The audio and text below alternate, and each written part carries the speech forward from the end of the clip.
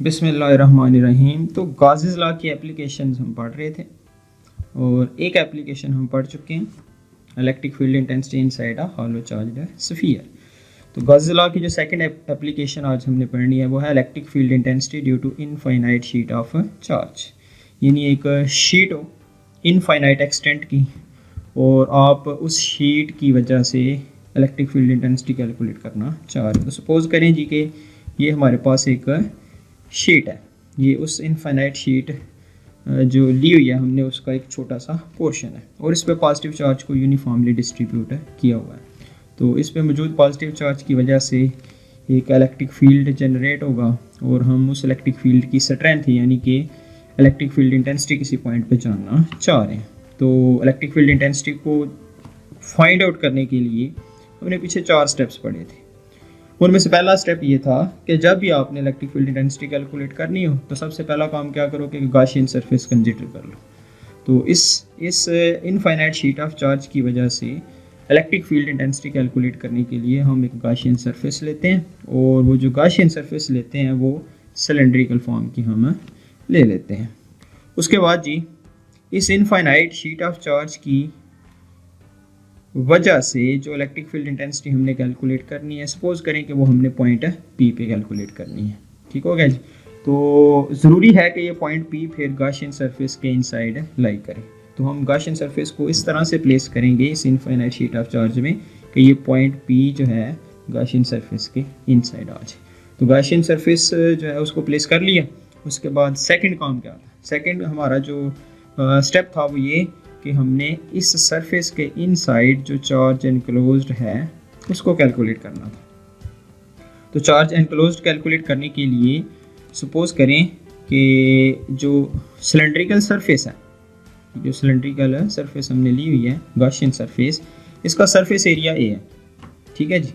और इसके अलावा सिग्मा जो है वो यूनिफॉर्म चार्ज डेंसिटी हो और इस सरफेस के इनसाइड जो चार्ज एनक्लोज्ड है उस चार्ज की वैल्यू कितनी हो, क्यों।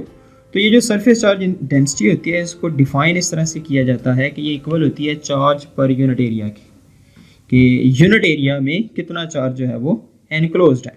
ठीक है जी।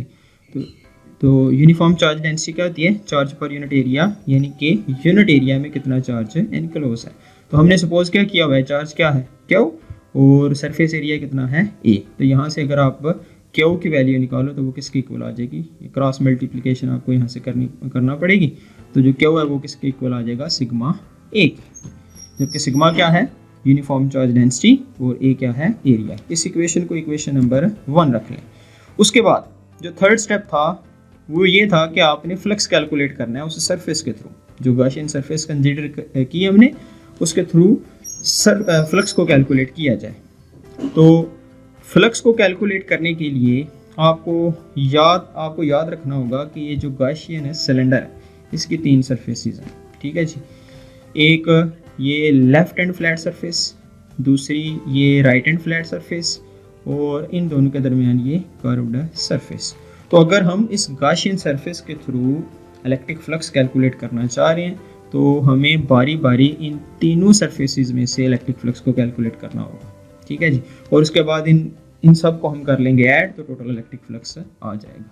और इसके अलावा एक बात और वो ये कि ये जो इनफाइनाइट शीट ऑफ चार्ज है ये पॉजिटिवली चार्ज है, इस पर पॉजिटिव चार्ज मौजूद है। तो पॉजिटिव चार्ज की वजह से इससे जो इलेक्ट्रिक फील्ड लाइंस निकलेंगी वो दोनों तरफ इस शीट से अवे मूव करेंगी। ठीक है जी, क्योंकि ये पॉजिटिवली चार्ज है, electric field lines positive charge से शुरू होती हैं। तो इस पे मौजूद पॉजिटिव चार्ज की वजह से इलेक्ट्रिक फील्ड लाइंस इससे अवे मूव करेंगी शीट की दोनों जानब। ठीक है जी। और जब आप इन फ्लैट सरफेसेस पे यानी कि लेफ्ट फ्लैट सरफेस और राइट फ्लैट सरफेस, इन दोनों सरफेसेस पे नॉर्मल ड्रा करोगे वेक्टर एरिया के लिए, तो वो नॉर्मल इन इलेक्ट्रिक फील्ड लाइंस के पैरेलल होगा। किन के लिए? एंड फ्लैट सरफेसेस के लिए। कौन कौन सी? लेफ्ट और राइट, इन दोनों के लिए नॉर्मल इलेक्ट्रिक फील्ड लाइंस की पैरेलल डायरेक्शन में होगा। लेकिन कर्व्ड सरफेस पे जब आप नॉर्मल ड्रा करोगे तो वो इलेक्ट्रिक फील्ड लाइंस की परपेंडिकुलर डायरेक्शन में आएगा। ये बात आपने याद रखनी है, इसका आगे हमने इस्तेमाल करना है। उसके बाद जी अब अगर इलेक्ट्रिक फ्लक्स को पहले लेफ्ट हैंड फ्लैट सरफेस में से अगर कैलकुलेट किया जाए तो सपोज करें कि जो लेफ्ट हैंड फ्लैट सरफेस है उसमें से पास करने वाला फ्लक्स है जी phi sub E one, phi E सब वन, फाई ई सब वन। तो ये किसके इक्वल होगा, इलेक्ट्रिक फील्ड इंटेंसिटी और वेक्टर एरिया के डॉट प्रोडक्ट के, यानी ई डॉट ए।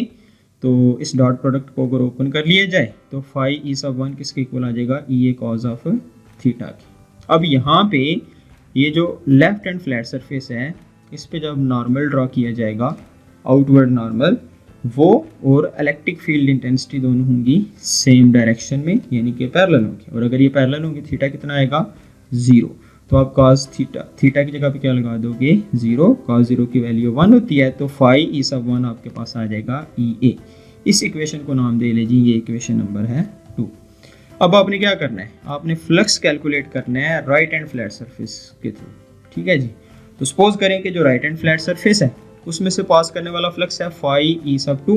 तो ये किसके इक्वल होगा, ये भी इक्वल होगा dot product of electric field intensity and vector area A, E dot A. और इस डॉट प्रोडक्ट को अगर ओपन किया जाए तो ई ए कॉज ऑफ थीटा आ जाएगा, और थीटा की वैल्यू यहाँ भी 0 डिग्री ही होगी, क्योंकि लेफ्ट एंड फ्लैट सरफेस पे भी जब नॉर्मल यूनिट वेक्टर ड्रॉ किया जाएगा, आउटवर्ड जो कि नॉर्मल होगा, जो कि आउटवर्ड होगा, तो वो और इलेक्ट्रिक फील्ड लाइंस दोनों क्या होंगी, सेम डायरेक्शन में। जब वो सेम डायरेक्शन में होंगी तो थीटा कितना आ जाएगा, 0।